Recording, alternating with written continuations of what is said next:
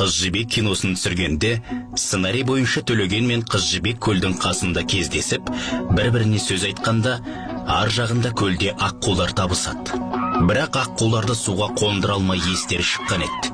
Үшінші күні осыны естіген Нұрғиса Тілендиев келіп домбырамен аққу күйін ойнайды. Аққулар суға қонып билейді. Кадр түсіріліп, көрген ел аң-таң болады. Таңғажайып оқиға. Күйдің құдіреті қандай? Киноны түсіріп жатқан режиссер Сұлтан Ахмет Қожықов пен сценарий авторы Ғабит Мүсірепов жүгіріп келіп, Нұрғиса, мына күйің керемет, сиқыр ғой деп қолын қысқанда, Нұрғиса, бұл менің әкемнің күйі, содан үйренгем депті. Аққуды махаббаттың символ деп айтады. Аққулар туралы талай қиссалар, поэмалар, өлеңдер мен аңыздар көп. Неге аққулар бірінсіз бірі өмір сүрмейді?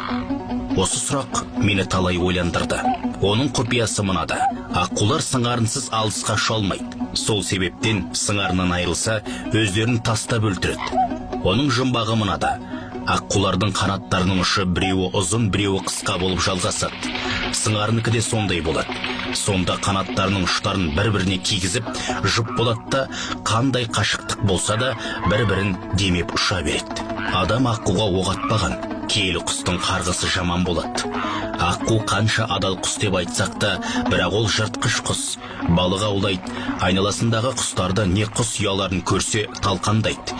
Өкінішті-ақ, бірақ шындық. Аққудың ең қатерлі жауларының бірі ол лашын құс.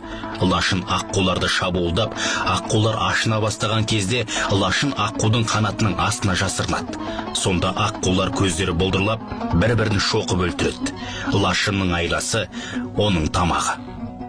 Бауыржан Ешмағамбетов, Қазақ білуі тиіс кітабынан.